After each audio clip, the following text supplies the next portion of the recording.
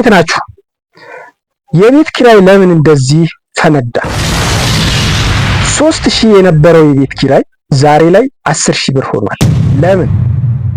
በአዲስ አበባ ውስጥ ኪራይ እንደዚህ በፍጥነት በጨመረ ቁጥር ተማሪዎች፣ ነዋሪዎች፣ የጉልበት ሰራተኞች፣ ተቀጣሪ ሰራተኞች በኃይለኛው ጉዳት ላይ ይወድቃሉ። ምክንያቱ ደግሞ 3 ነገሮች ናቸው። አንደኛው የሰዎች ቁጥር እየጨመረ በመምጣቱ ነው። ዲማንድ የቤት ፈላጊ ቁጥር በመጨመሩ ነው።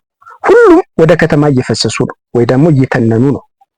ሁለተኛ የቤት አቅርቦት ማነስ ነው። ሰፕላይ የምንለው ማለት ነው። የሚገነቡ አዳዲስ ቤቶች ከፍላጎት ጋር አልተጣጣሙም ማለት ነው። ሰፕላይ አንሷል ማለት ነው። ሶስተኛው የፍጆታ ወጪ ከፍ ማለቱ ነው ወይ ደግሞ ኢንፍሌሽን ነው። ነዳጅ በጨመረ ቁጥር ከነዳጅ ጋር የሚገናኙ ሁሉም ነገሮች ይጨምራሉ። ለምሳሌ እንደ ግንባታ፣ ትራንስፖርት ወጪ፣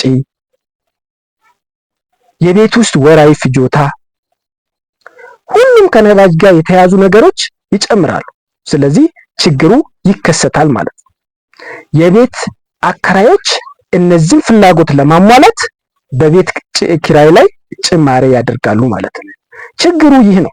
እንግዲህ ኪራይ ይጨምራል፣ ግን ደሞዝ እዛው ጋር ነው። ተጎጂው ማን ነው? ተቀጣሪ ሰራተኛ ነው። እናንተ ምን ትላላችሁ? ኪራይ ቁጥጥር ያስፈልገዋል ወይስ አያስፈልገውም? ይህን ፔጅ ላይክ፣ ሼር፣ ኮፒ ሊንክ ማድረግ እንዳትረሱ። ኢኮኖሚክ ነክ የሆኑ መረጃዎች እንዲደርሳችሁ ሰብስክራይብ በማድረግ ተቀላቀሉ። አመሰግናለሁ። ባይ